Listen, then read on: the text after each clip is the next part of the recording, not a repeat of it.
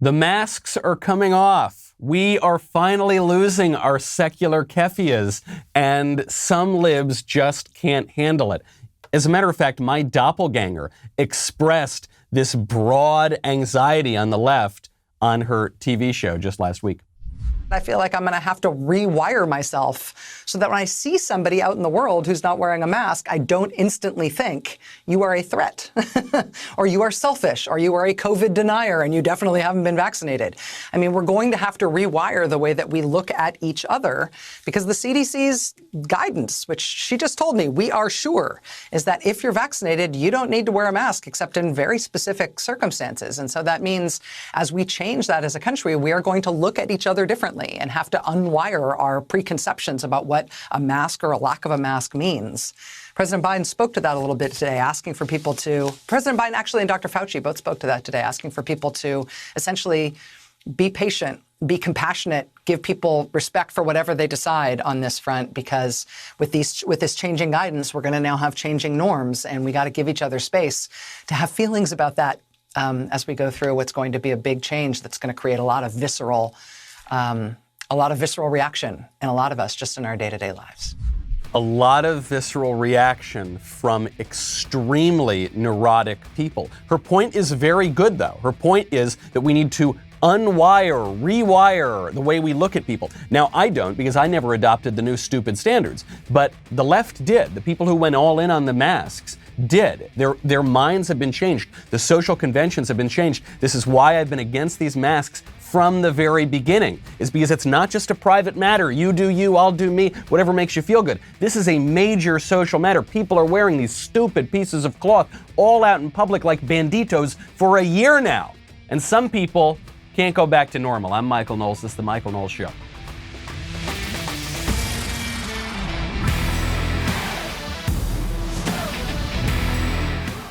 Welcome back to the show. My favorite comment yesterday from Chris, 1985, who says, fries and a burger for a vaccination? They really do look at us like nothing more than ignorant children. That is true, in reference, I suspect, to Bill de Blasio's disgusting video where he tried to get people to take the shot by chomping down on a cheeseburger in public. Speaking with his mouth was so gross. If there were a chance I was going to get the vaccine, that diminished it by about 99.9998%. One needs to be prepared. Not just in the face of major natural disasters. One needs to be prepared even at the revulsion that one could find from that sort of video. If you want to be prepared for anything that could happen to you, go check out ReadyWise. ReadyWise makes being prepared simple and affordable. Order online and have nutritious meals shipped directly to your doorstep. When government resources are strained, it can be days, if not weeks, before fresh food is available. Do not put yourself in a situation where you need food during an emergency. Prepare today. Each meal is a combination of both dehydrated and freeze-dried ingredients. Meals are packed into durable, long-lasting pouches. They're designed to keep food fresh for up to 25 years. Okay, if the last 18 months has not taught you that maybe it might be a good idea to get you and your family prepared, I don't know what will. Super easy to prepare. Even if you are not an expert chef, as long as you've got 4 cups of water, you should be good. You can be prepared and get ready to make these meals. This week, my listeners can get 10% off at ReadyWise.com when entering Knowles10 at checkout or by calling 855-453-2945. ReadyWise has a 30-day, no questions asked return policy. There is no risk in taking the initiative to get you and your family prepared today. That is ReadyWise, ReadyWise.com. Promo code Knowles10 to get 10% off. The masks are a political matter. A whole lot of things that we pretend are private matters are political matters, okay? The left gets this, and actual conservatives get this, but the squishes in the middle, you say libertarian or classical liberal or kind of moderate or centrist, they don't seem to get it. So the libs from the beginning said, you have to wear the mask. You always have to wear the mask. Wear the mask right now. And the people in the middle said, look, if I want to wear it, I'll wear it. And if I don't want to wear it, I won't wear it. And why can't we be reasonable about this? And I understand the impulse for that. I totally get it. But the thing is, we can't allow that to be the rule, because the masks are the main thing you're seeing about people in public, right? That's the big change.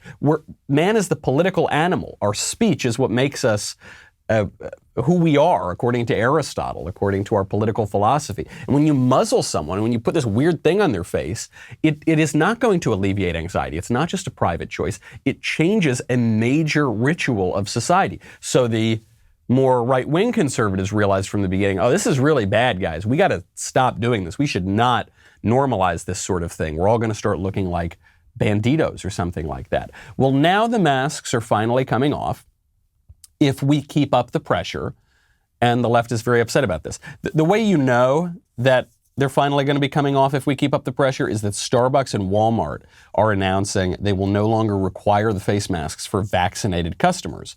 But of course, there's, it would seem to be quite a violation to require customers to show their vaccine cards. It would just be so inefficient for the business too, that this is effectively just a blanket opportunity for people to take their masks off, regardless of whether or not they're vaccinated, because you're just not going to find out. So now the masks are coming off. Great, glad to hear it.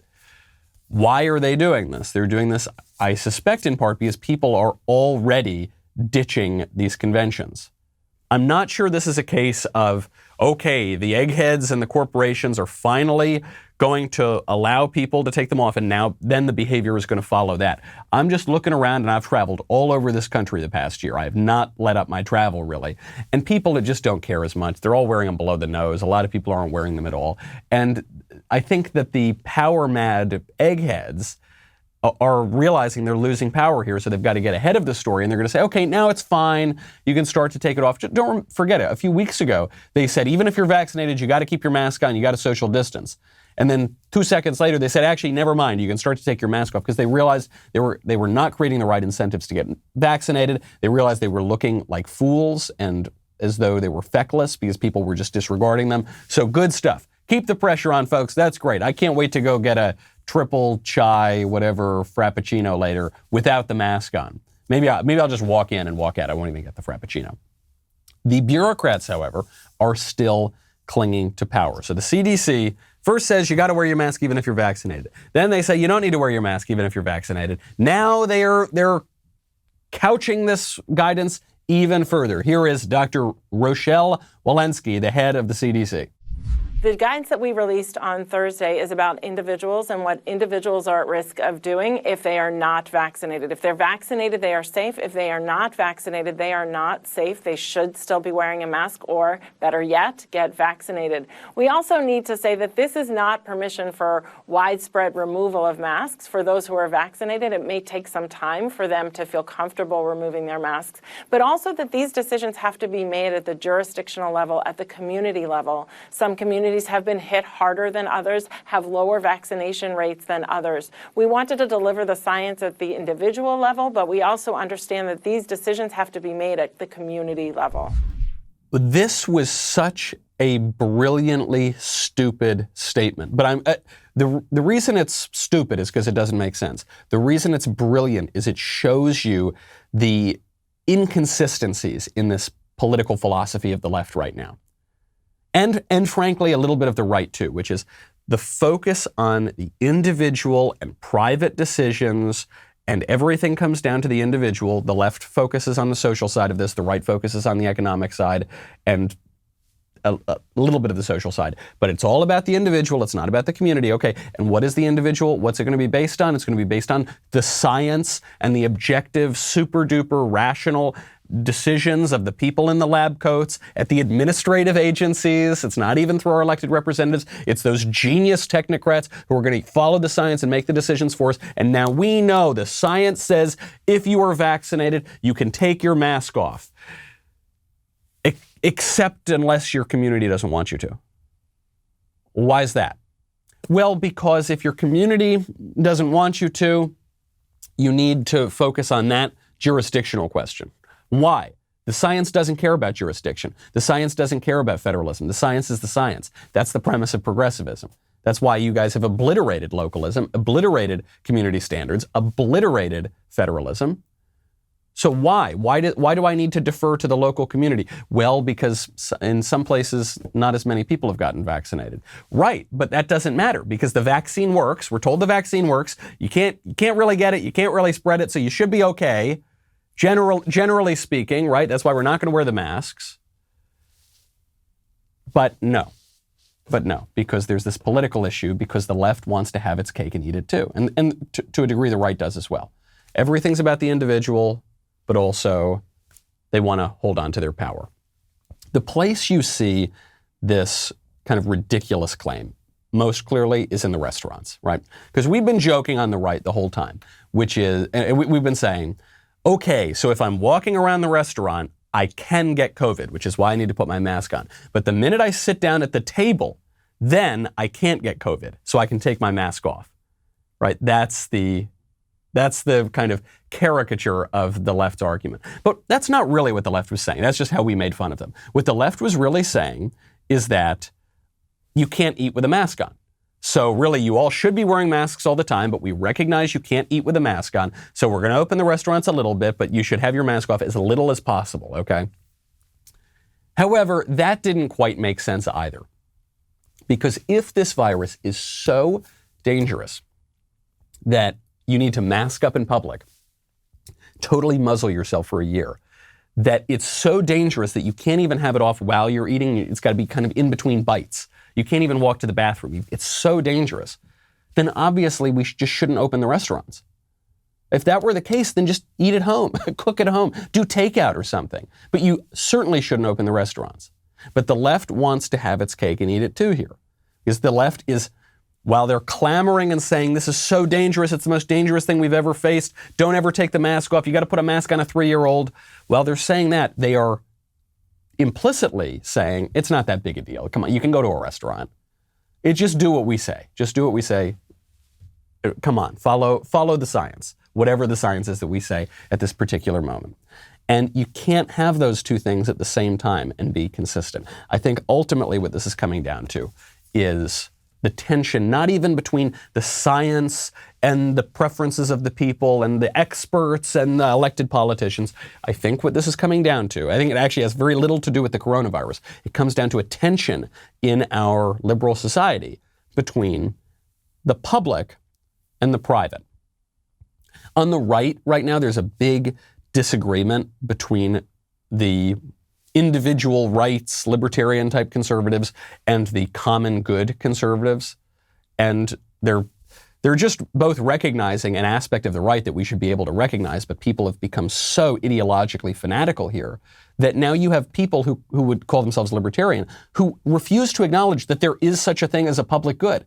They refuse to acknowledge that there is a common good, that there is society at all. It's just all about me. But that is a tool of the left. As we're taking our masks off now, some women do not want to lose the masks. There was a piece in a newspaper here, headline, "The people who want to keep masking, it's like an invisibility cloak." This is from The Guardian, okay? And just interviewing generally just women who don't want to take their masks off. Here are some of the quotes. Tell me if this is about the science or if this is about something a little deeper. Quote, "I don't want to feel the pressure of smiling at people to make sure everyone knows I'm friendly and likable." Both in quotes. "It's almost like taking away the male gaze." This is some feminist term. I guess the feminists object to men having eyes, so that's a feminist term. They don't like the male gaze. "There's freedom in taking that power back." So this isn't about I'm afraid to get the virus or whatever. This is, I don't want to have to smile at people. And this woman is framing it in a feminist way, saying this is about the male gaze and taking power back from men. But no, what this is about is her selfishness and her self-indulgence. She doesn't want to even have to smile at people to show that she's friendly and likable. That most basic demand of society to just sort of be friendly, to smile and not be ornery all the time, she doesn't want to have to take on that obligation of society. She wants to do whatever she wants to do at any given time, and you can't say boo about it. Another one, quote, "Maybe it's because I'm a New Yorker, maybe it's because I always feel like I have to present my best self to the world, but it has been such a relief to feel anonymous. It's like having a force field around me that says, don't see me." Wow, so this is really profound. And especially coming from a New Yorker, because I think a lot of people believe that if you're in a city, you know a lot of people because you're always around a lot of people. And if you're in a small town, you don't know that many people. But it's actually the opposite. If you're in a city, you can be anonymous. If you're in a small town, you cannot be anonymous. And the people who are drawn toward that sort of anonymity want more and more and more of it. The mask here, not about the science, the mask being about this idea that I can just totally do whatever I want without being judged for it, without being known. Think about this. When people have fantasies, they'll often pretend to be invisible. Right? They can just totally be invisible. When a little child is playing, one of the pretend games they'll play is invisibility, and I can just do whatever I want. And what invisibility fantasies and games are about is about the ability to live without the forces of the moral universe on you, without the judgment, without the accountability. I don't want to be accountable to anybody. I don't want anyone to know who I am and to hold me accountable for what I'm doing. And then finally, quote, "It's a common consensus among my coworkers that we prefer not having customers see our faces." Not having customers see our faces. Oftentimes when a customer is being rude or saying off-color political things, what does that mean? Being a Republican, off-color political things, meaning non-leftist? I'm not allowed to grimace or make a face because that will set them off. Oh my goodness gracious. This woman's obviously in retail. The old expression, the customer is always right, that's wrong. According to this woman, I am always right. The retail worker is always right. When a customer says or does something that I don't like, I'm not even allowed to grimace at them. Yeah, you're not, because you're a retail worker. You're doing your job. Oh my God, yeah, I'm not allowed to. You know, it's so outrageous. When I'm sitting here and doing this show, I'm not allowed to just sit around and smoke a cigar and read a book. Isn't that crazy? I want to be able to do that. I have to actually talk. I have to actually read things out loud. I have to react to things. I have to give my views. Isn't that crazy that I can't just do whatever I want even when I'm doing my job? That's what this person is saying. This is what the liberal society does. On the left and the right, for that matter. The liberal society exalts entitlement to selfishness and anonymity. This is why in a great many moral matters, even in the culturals, even in the sexual matters, even in the social matters, the left and the right are almost in perfect agreement that all that matters is consent. As long as you consent to do something, people ought to be able to do whatever they want. Now, this is a very new idea. It used to be that at least, actually, the left and the right in this country both used to agree that society and the moral order make some demands of us, and we have to do certain things. And true freedom, true liberty is not just doing whatever we want all the time. It's doing what we ought to do. The right to do what we ought to do. That's true liberty. Then the left kind of lost that in the 60s, maybe a little bit earlier. And then the left convinced the right to adopt the same stupid view, which I detail at great length in my upcoming book, Speechless, Controlling Words, Controlling Minds, available now for pre-order. You can also get an autographed first edition at Premier Collectibles. The right adopted the left's view on this sort of thing, and so now we basically just seek the same things. We seek a total private sphere, no demands on us from society. The way this expresses itself on the left is to say that society is awful, so it has no right to make a demand on us, or to say that, you know, our true selves are just whatever our most base desires are, and we have an obligation to follow those desires no matter how crazy they are. That's how it expresses itself on the left. And on the right, it expresses itself in this kind of Ayn Rand craziness of, you know, the virtue of selfishness, that actually charity and care for our neighbors, somehow that's wrong because of some paperback writer from the 20th century who convinced people to throw away the moral order and the conservative tradition. This liberal emphasis on privacy, on individual choice, on anonymity, explains a phenomenon that a lot of people have been wondering about. This phenomenon has bedeviled religious observers all around the country, which is you have people like Joe Biden coming out and saying, I'm a devout Catholic.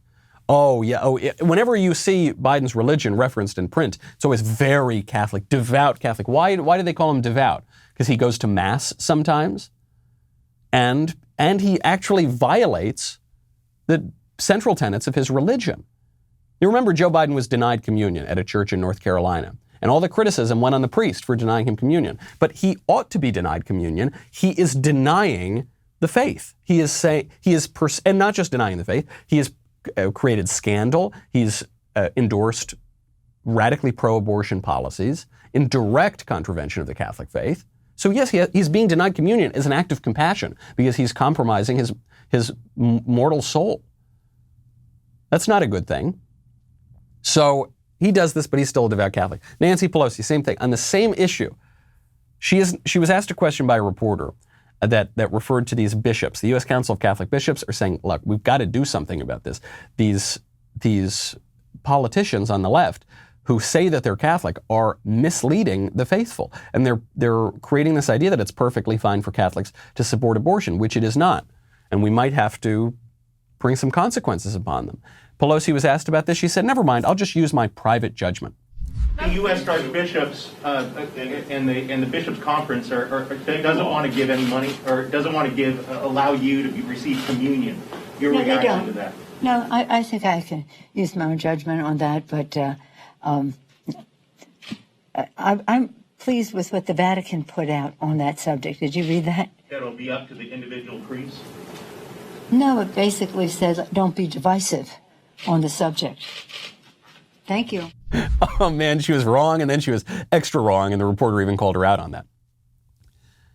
I think I can use my own private judgment on whether or not to receive the Eucharist. Look, I don't purport to be a theologian. Okay, I'm a practicing Catholic, but I'm not saying I'm an expert or anything. But I'm pretty sure you can't. I'm pretty sure you can't use your own private judgment. I just think it might serve Pelosi well if she would at least consider Googling Catholicism at some point, because it is a very important aspect of the faith that your private judgment is not the be-all and end-all, actually. We have priests, we have bishops, we have the magisterium, we have the tradition, we have dogma, we have things that you actually need to follow before you follow your own, in the case of Nancy Pelosi, extremely flawed moral conscience, or I don't even know that her conscience is wrong. Her conscience may well guide her in the right way, and she's just refusing to cooperate with that. You can't do that. And then she goes, well, no, I prefer what the Vatican said. Oh, the Vatican said, the Vatican's saying that individual priests should make this decision. What? No, don't be divisive. What? What are you're just quoting some line completely out of context. That is not what we're referring to here. Goodness gracious. But speaking of religious conflict, it's not only the Catholics that are having this issue. It is now coming to the forefront on our nightly news broadcasts in Israel, because there is a major religious conflict going on here in Israel. And once again, just like this liberty issue, you know, the left and the right broadly used to agree on liberty, and then they started to disagree, and now they've both adopted the far left's version of it.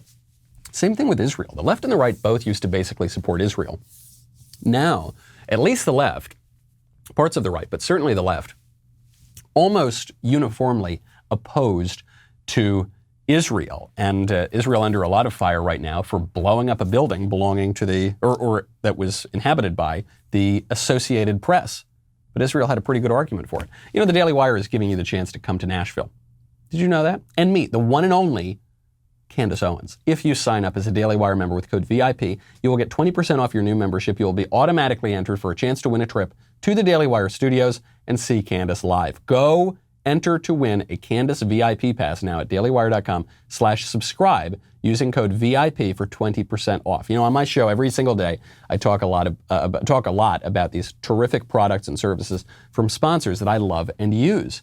But we want to get to know you better so that we can choose our sponsors with you in mind. So head on over to dailywire.com/Knowles. Fill out my audience survey to tell us a little bit more about yourself. When you complete it, you'll be entered to win a $1,000 gift card. If you want to increase your chances of winning, also head on over to Ben's show, Matt's show, Drew's show.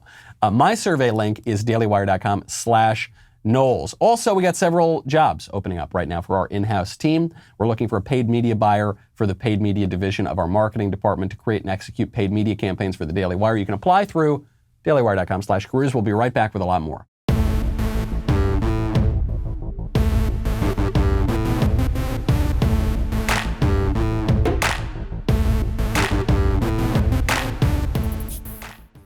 Israel, under the direction of Bibi Netanyahu, blew up a building that the Associated Press had been using. I will refrain from making any jokes about this. I know there have been a lot of jokes, and people have made them, but that would be very, very much in poor taste. So I will refrain from making any jokes. I will point out, though, the facts of this here, which is that Hamas was using the building, the building that the Associated Press is saying, this was our building, how dare you come in, this is an attack on journalism. Well, Bibi and the Israelis come back and they say, what are you talking about? You were housing terrorists in the building. It's about Palestinian terrorist, an intelligence office for the Palestinian terrorist organization housed in that building that plots and organizes the terror attacks against Israeli civilians. So it's a perfectly legitimate target. And I can tell you that we took every precaution to make sure that there were no civilian injuries. In fact, no deaths, no injuries whatsoever. I can't say injuries. I don't know if somebody received a fragment of a stone. I don't know that. But no people were killed. Now imagine, ask yourself, how is that possible? You see these high-rise towers that are used by Hamas over and over again, they collapse and no one is killed. Why does that happen? Because we, unlike Hamas, take special precautions to tell people, leave the building, leave the premises. We make sure that everyone is gone before we bring down those terrorist facilities. And that's the difference between Israel and Hamas. They deliberately target our cities, deliberately target our civilians. They glorify the death of children and civilians and old people. They are happy with it. So this is obviously true. This is incontrovertible. It is very impressive that they took down this building that the journalists, who seem to be a little cozy with Hamas, if you ask me, the journalists are saying this is an attack on speech and the press. And you say, well, hold on. They took down the whole building and they didn't kill anybody? How did they do that? Because they did it very, very carefully. So there is an old idea on the right that Israel is always right, regardless. We're always with Israel. We're just reflexively with Israel. Israel's our greatest ally of all time, and Israel's terrific, right? Now, on the left, you're hearing this idea: Israel's always wrong. Israel's the worst place in the whole wide world. It's an apartheid state. We'll get to that in a second. It's evil, and we need to support the Palestinian terrorists. Okay. Why can one not have what I think is the reasonable take on this, which is you look and you say, look, Israel's a sovereign country. We may have different interests at some point. I'm not saying we do. I'm just saying we may have different interests, okay? And they're a sovereign country, and they're going to pursue their national interest, and we're going to pursue our national interest. And we're not going to treat Israel as though it's the 51st state. But also, if you're deciding between supporting the Israelis and Bibi Netanyahu and Hamas and people who danced in the street on 9/11 in Palestine, you can watch the videos. I remember watching it on 9/11. And you're going to look at people who don't seem to have America's best interests at heart. Why on earth would we support the creation of some Palestinian nation state being led by a terrorist group? Why on earth would we not support Israel in this case? Doesn't make a lot of sense to me. Another good argument, I think, for backing Israel in this little dispute is that all of the worst political people in our country are defending the Palestinian Arabs and opposing Israel. So just as a rule of thumb, when I see people like AOC or Joy Reid supporting one side of a political question, I'm going to do my own investigation, probably, okay, but it is a perfectly natural and justifiable prejudice, a prejudgment. I'm just looking at who's backing them, and I'm going to probably go on the other side, just knowing how we line up on other issues as well. So Joy Reid on MSNBC, one of the worst people on that channel, Joy Reid goes in and she says that and what her guests say more specifically is this is about Jewish supremacy. Jewish supremacy is the main goal of Israel apartheid government. And I say the word apartheid because former Prime Minister of Israel, two of them, Ehud Olmert, Ehud Barak, security services, head of the Mossad, and many others use this word saying, in absence of any political solution, we will be entering apartheid. We're already living a project of ethno-religious exclusion and purity. This is what happened after years of Bibi Netanyahu incitement, weaponization of religion, and weaponization of race, where it doesn't matter democracy for even Palestinians who live inside. What matters is their ethnicity. What matters is their race, their religion. And it's basically this stage where the occupation is metastasized everywhere, not only in Gaza or in the West Bank or East Jerusalem, but also inside Israel. So what is the claim here? Because there's a lot of these buzzwords, these slogans, apartheid, ethno-nationalism. Okay, what is this woman actually saying? Jewish supremacy? We did a whole show last week on the dead rhetoric of the left. What is she saying? She's saying that Israel is a Jewish state. Yep, that's true. And they believe that the Jews should have some special connection to the state of Israel. Yep, duh, that's a Jewish state. What do you... Are you going to object if Saudi Arabia is an Arabian state? There aren't enough Japanese people in Arabia. Yeah, I guess. What about Japan for that matter? Japan basically does not permit immigration. Are they going to complain because there aren't enough Nigerians in Japan? Japan is a Japanese state. That's ethno-nationalism. Yeah, right. Like most states, I guess. Yeah, right. Israel is not just an idea. I know it's become fashionable in recent decades to say that countries can be just an idea, but that's obviously reductive and absurd. Countries can have a creedal aspect, no question about it, but countries also have a people. And, Japan is a Japanese country, right? It has a connection to the Japanese people. It's the country for the Japanese. Israel is a Jewish state. That is what it is. So yes, are Palestinian Arabs going to have a different relationship to Israel than Jewish people will? Yeah, of course. Duh. They do have relatively good access to the political system, right? It's not as though Muslims are totally kicked out of the political system in Israel. Far from it. Muslims participate quite actively, actually, in the Israeli political system. But it is to say there is a special connection here for the Jews, just like there'd be a special connection for the Arabians in Saudi Arabia and the Japanese in Japan. It makes perfect sense. Why we're not allowed to say that now about countries is pretty strange, isn't it? Pretty strange to me. Supremacy, apartheid. It's an apartheid state. AOC just tweeted that. She said, apartheid states are not democracies. So we got to be pretty specific here. Because AOC is wrong in her particular claim where she's implying that Israel is an apartheid state and this is not a democracy, right? But she's also wrong in her broader claim. Because apartheid states certainly can be democracies. This word apartheid has a very specific context. Apartheid refers to the policy of South Africa for many decades, which instituted racial segregation and discrimination between blacks and whites. And at the end of the 20th century, there was a big political international pressure campaign to end apartheid. They did end apartheid. And this term, this slogan, was deemed to be politically useful. So instead of just coming out here and saying in the specifics, well, Israel's certain policies on different races and religions, or that those are unjust and we need to fix these specific policies, they realize that they'll probably lose that argument. So instead, they're making this link between Israel and South Africa. And they're saying it's apartheid. But let's get specific. What is apartheid? It's the system of racial segregation and discrimination. Can democracies be apartheid states? Of course they can.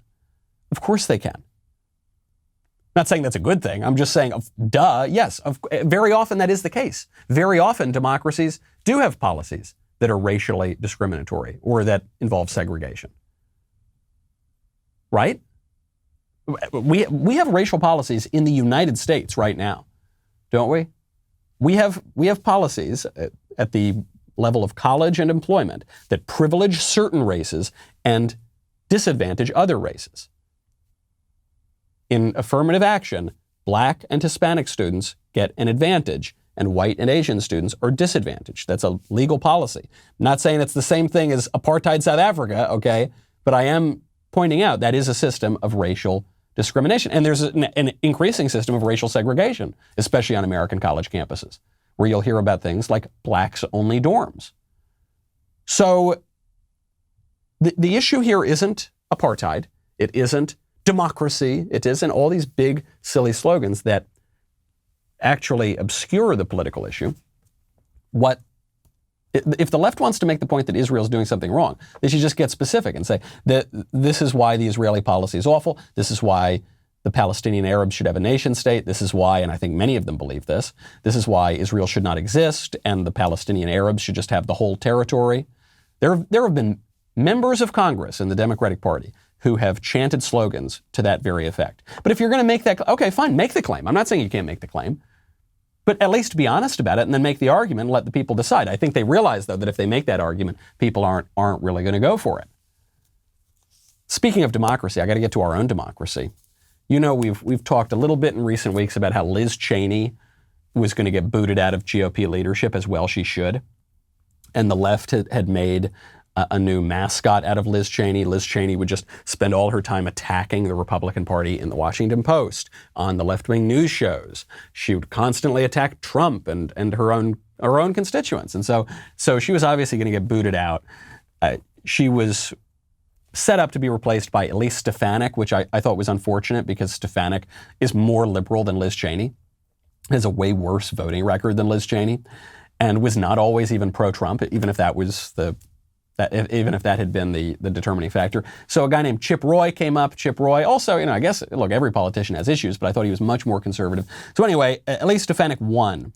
She was voted in 134-46 over Chip Roy. So it wasn't a total knockout, but it was obviously a very, very decisive win. Probably a missed opportunity for the GOP, but whatever. Now we've just got to win.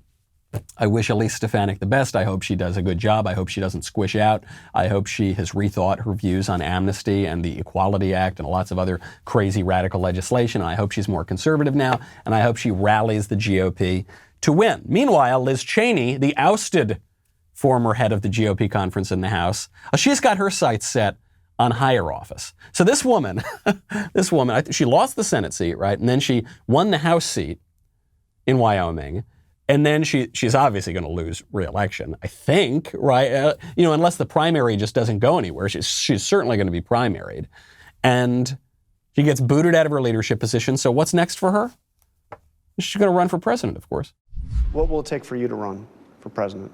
Look, I am right now focused on my re-election in Wyoming. Of course you are, and you very much need to be. But That's right. But what would it take for you to run for president? Look, as I said, I heard you on the radio in New Hampshire today, so it's not too far out of your mind. Look, I think it's really important that we, as Republicans, be in a position where we can present to our voters, to my voters in Wyoming, and to our voters across the country, a set of issues and policies that reflect conservative principles, but also hope and opportunity and inspiration. Would your father like to see you run?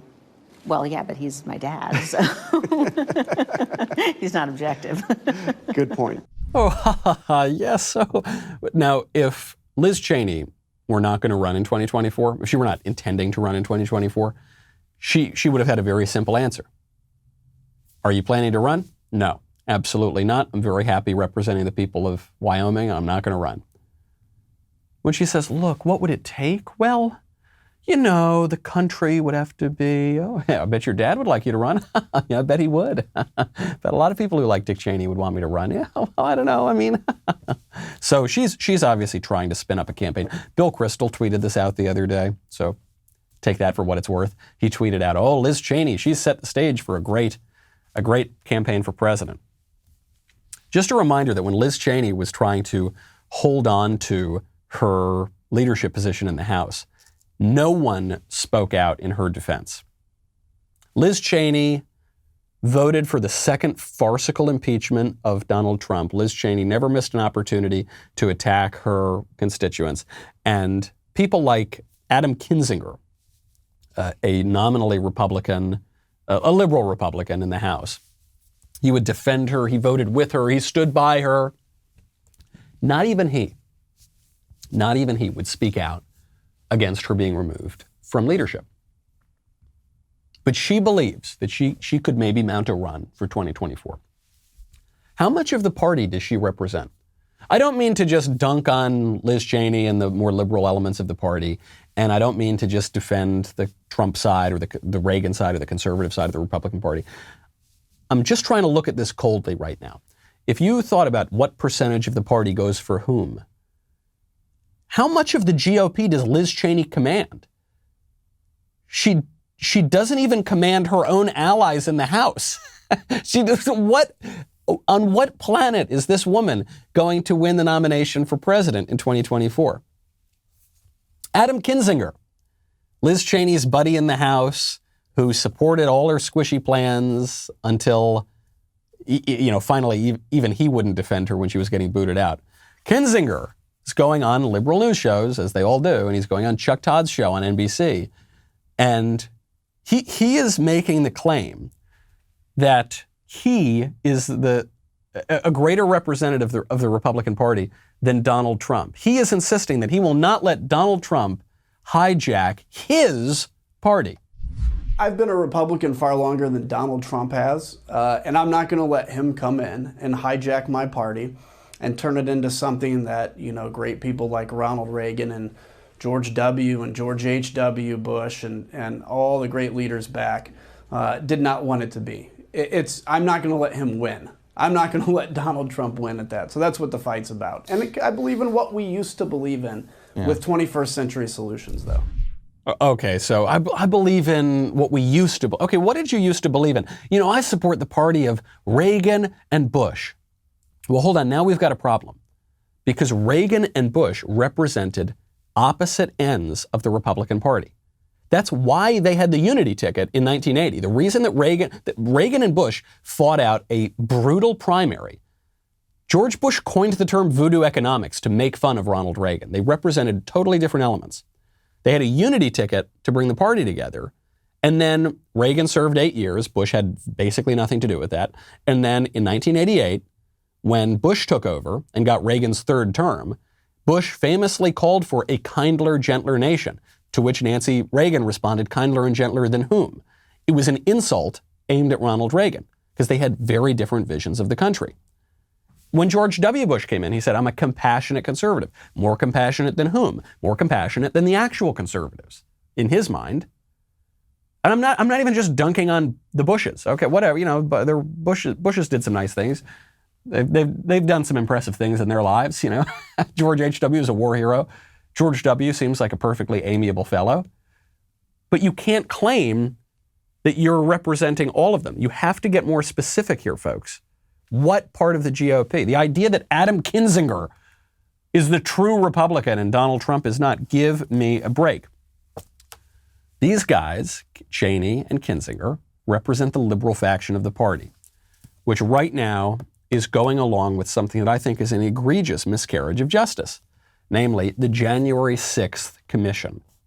Yes, we've had the 9/11 Commission now. Now they want the January 6th Commission. What is that? Being pushed by House Homeland Security Chairman Benny Thompson, who's a Dem, and Representative John Katko, who's nominally at least a Republican. They want a bipartisan commission to look into the events surrounding the Capitol on January 6th. The commission, quote, will be charged with studying the facts and circumstances surrounding the January 6th attack on the Capitol, as well as the influencing factors that may have provoked the attack on our democracy. Our democracy, which I think it was Angelo Codevilla at the Claremont Institute who he said that when they refer to our democracy, they're actually referring to their oligarchy. You'll notice that the people who use that for our democracy, they seem to be some of the least democratic people around. They seem to have the greatest disdain for the people, and they seem to support the machinations of the very, very clearly oligarchic, in some elements, state of theirs. So what about the January 6th Commission? In a way, I sort of support it because everything we were told about January 6th has crumbled, really. The idea that the Trump supporters killed a police officer, that fell apart, even though it was printed in the New York Times and the Washington Post. The idea that they set bombs out, remember? There were bombs being set. We still don't know anything about those bombs. The FBI hasn't told us anything about them. Don't you think if they were set by a Trump supporter, we might have heard about that by now? It's kind of strange, at least. I'd like an answer on that. The idea that people were being killed. The only person who was killed in the political violence of the day was the Trump supporter, Ashley Babbitt, killed by the Capitol Police. So in a way, I kind of want it. But on the other hand, I don't really want it. I don't want this commission because it's so ridiculous to compare the Capitol riot, bad as it was, to 9/11? Are you insane? So we're going to have a January 6th commission, but we're not going to have a summer of 2020 commission? Because summer of 2020, when BLM and Antifa burned down the country, that did result in a lot of deaths. That did result in a lot of destruction. Attacks on government buildings, attacks on courthouses, attacks on private businesses, attacks on civilians. But we don't have a commission to study that. I want to study that. I want to know where the funding came from. I want to know which Democrats actively encouraged it. I want those people to be held accountable. But they won't be, because one of them is the sitting vice president, Kamala Harris. So I don't support it because it's such a ridiculous double standard. I don't want to give credence to any of that nonsense. Meanwhile, we're told the real threat here, the real threat to America, white supremacists. This according to Merrick Garland, the Attorney General, and Alejandro Mayorkas, the Homeland Security Secretary. Unfortunately, the horror of domestic violent extremism is still with us. Indeed, the FBI assessed that 2019 was the deadliest year for violent domestic extremism since 1995.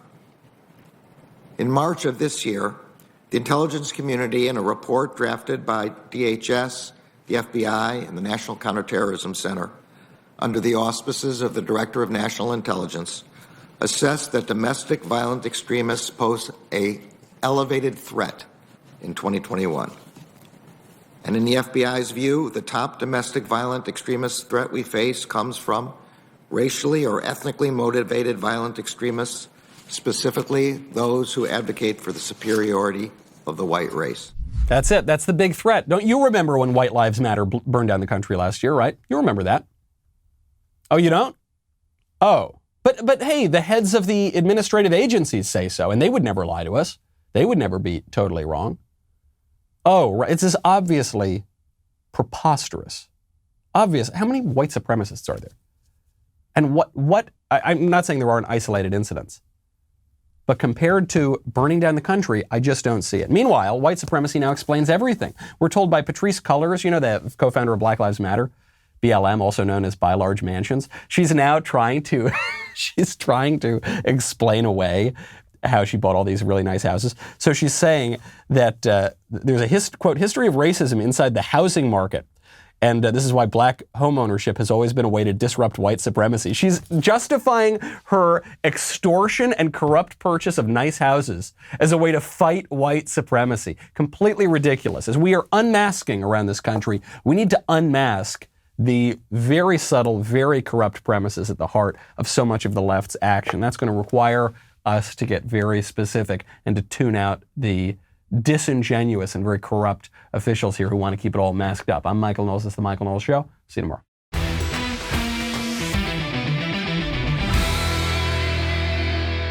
The Michael Knowles Show is produced by Ben Davies. Executive producer, Jeremy Boring.